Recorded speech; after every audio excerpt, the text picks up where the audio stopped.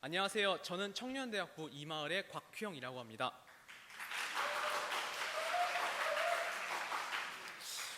이 간증 자리엔 처음이라 되게 많이 떨리는데 그래도 이렇게 하나님께 간증할 수 있게 하시면 너무너무 감사합니다.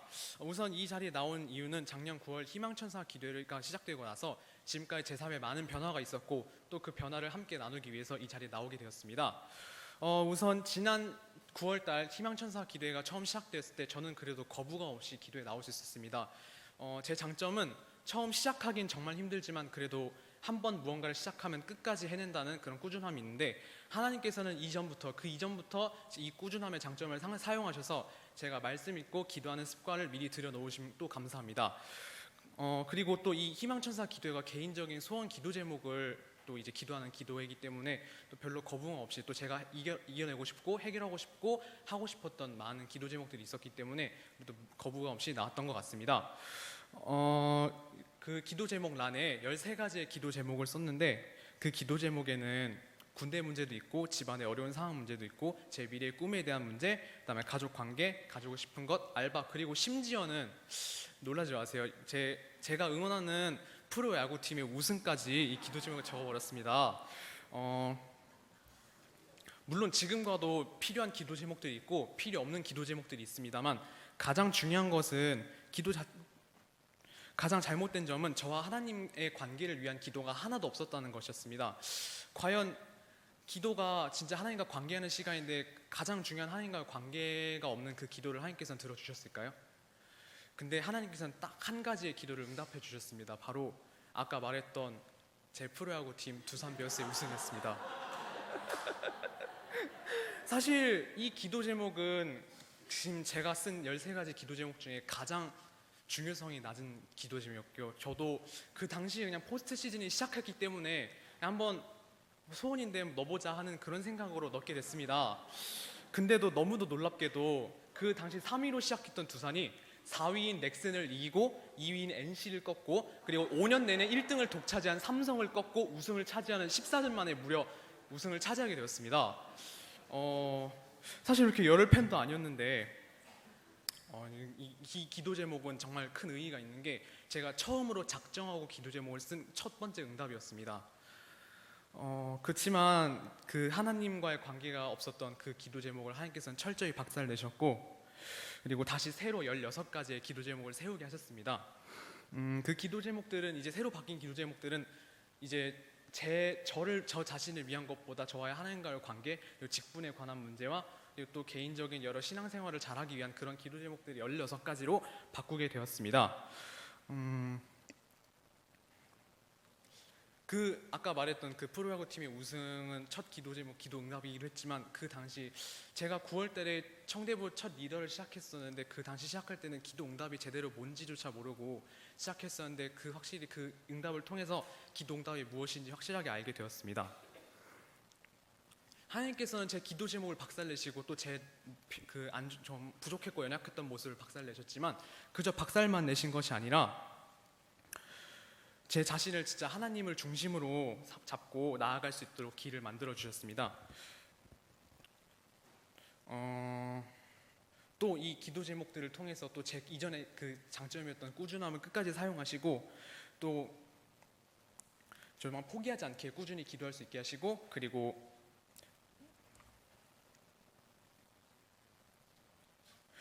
계속 매 삶의 순간순간마다 도와주셨습니다.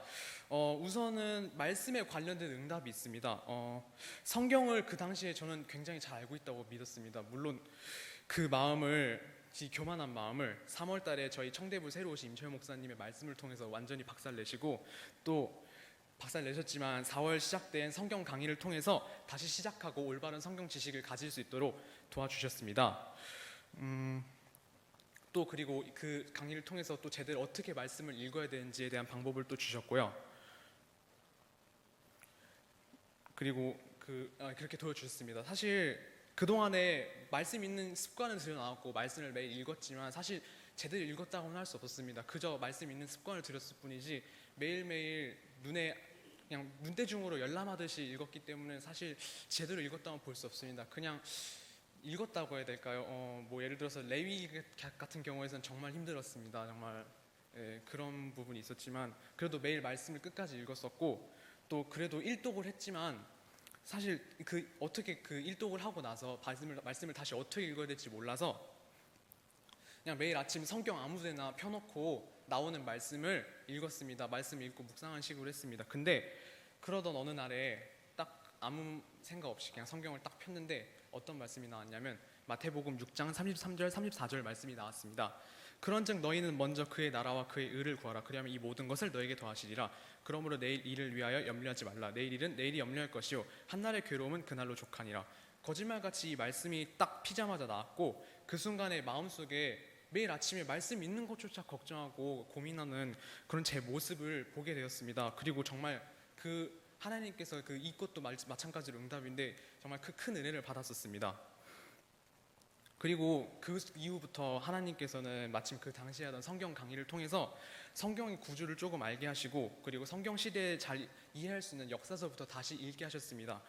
그리고 그렇게 읽은 그 은혜를 받은 저는 그냥 읽고 나서 끝나는 것이 아니라 진심으로 그 말씀에서 받은 은혜를 함께 나누고 또 제가 매일 카톡방에 올리는 말씀들이 있거든요. 근데 그 카톡방에다가 그 말씀만 올리는 것이 아니라 밑에 이제 저도 도움이 되고 또 그 방에 있는 모든 사람들도 같이 조언이 되고 도전이 될 그런 말들을 같이 적음으로써 정말 스스로 큐티하고 묵상하고 또 그 뒤에 기도까지 하는 시간을 가지게 되었습니다.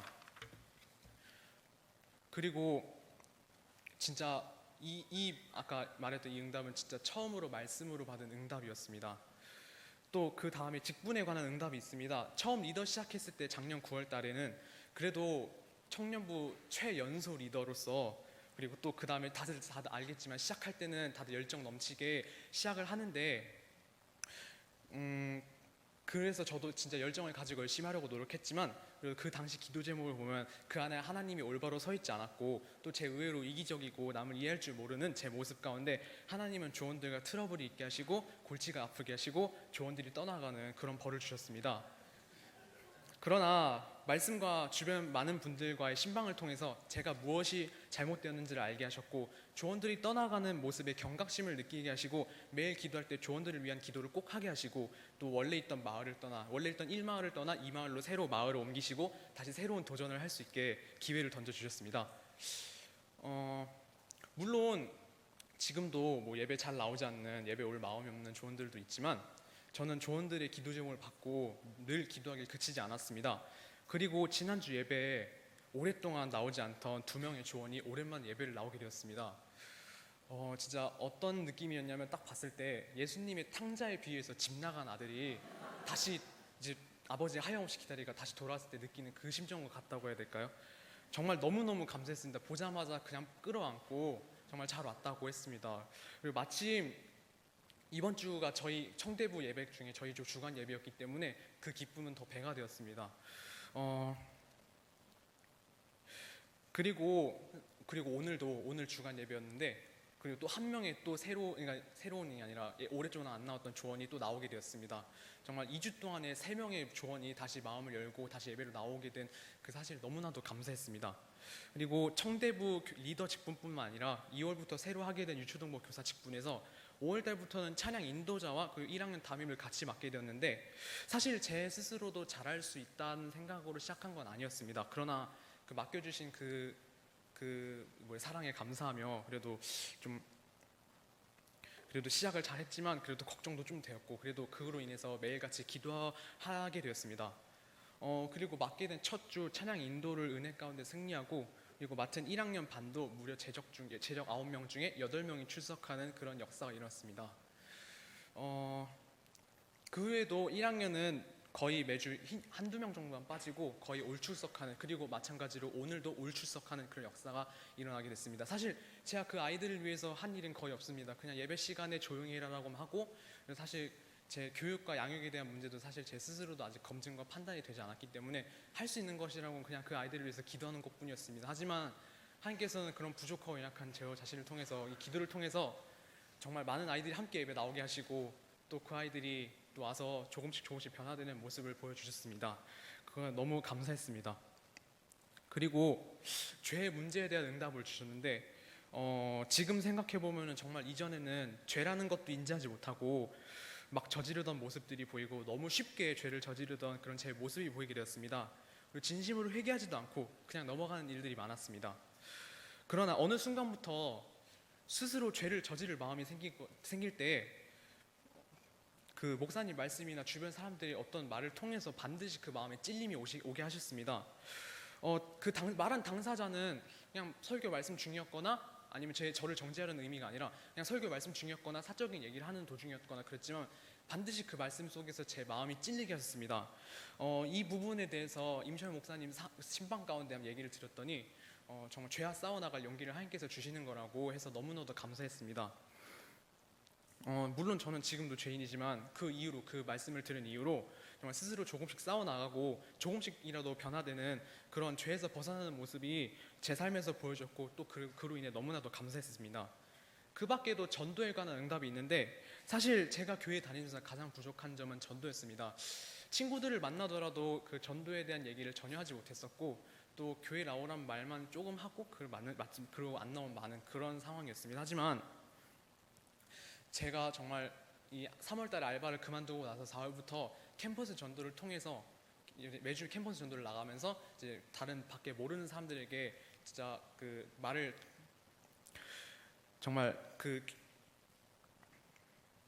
진짜 두려움 없이 말을 걸고 또 교회 오라는 말을 잘 전달할 수 있게 도와주셨고, 그러나 그 안에서 저는 그저 진짜 복음을 전한 게 아니라 교회 소개를 했기 때문에 또 이러한 잘못된 전도의 문제를 또 고발하시고 또 이제 진짜 제대로 복음을 전할 청렴대학부 여름 선교의 기회를 또 마련해 주셨습니다.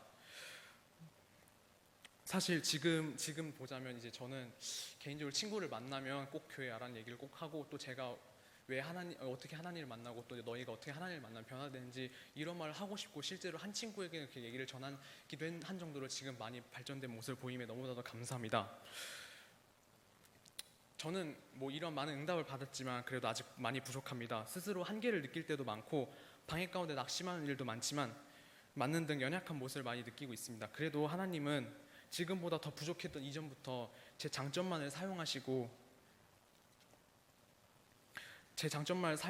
여러 부족한 부분도 박살내지만 고쳐내고 이겨낼 길을 주시고 저를 훈련과 연단의 길로 이끌어 주셨고 지금 이 순간 저는 청년대학부 리더 직분과 유초등부 교사 직분을 동시에 맡고 있고 그리고 찬양 인도자와 그 안에서 1학년 담임까지 맡고 있습니다. 그 가운데서 가끔 지칠 때도 있고 힘들 때도 있지만 그래도 하나님께서는 제가 더 하나님 붙잡을 수 있게 기도를 절대 게을리지 않게 만드셨고 또 그 안에서 하나님 붙잡고 쉽게 회복되고 또 지금까지 문제없이 잘 이겨나가고 있음에 너무 늘 감사하는 마음으로 나아가고 있습니다. 지난 1년 남짓한 시간 동안 제 삶에는 이러한 많고 엄청난 변화들이 있었고 저는 더 이상 언제나 제 곁에 계신 하나님을 도저히 의심할 수 없게 됩니다. 또한 기도가 이로 인해서 얼마나 중요한지 알게 되었습니다. 단순히 결과가 좋다고 그런 것이 아니라 하나님이 기도를 통해 항상 역사하시고 도와주심을 느낄 수 있었기 때문입니다. 희망천사 기도회는 대략 2018년이면 끝나겠지만 저는 그 이후에도 절대 기도를 그치지 않을 것입니다. 왜냐하면 이 기도는 정말 하나님과 관계하는 시간이고 또 이 기도를 통해서 하나님과 관계함으로 인해 하나님을 좀 더 가까워지고 그런 시간이 있기 때문에 저는 그리고 이 기도의 중요성을 잘 느꼈기 때문에 절대 기도에 포기하지 않을 것이고 또 이 간증들은 여러분들도 꼭 희망천사 기도회나 다른 기도에 꼭 동참하시고 정말 항상 기도하는 여러분 되시길 바랍니다. 감사합니다.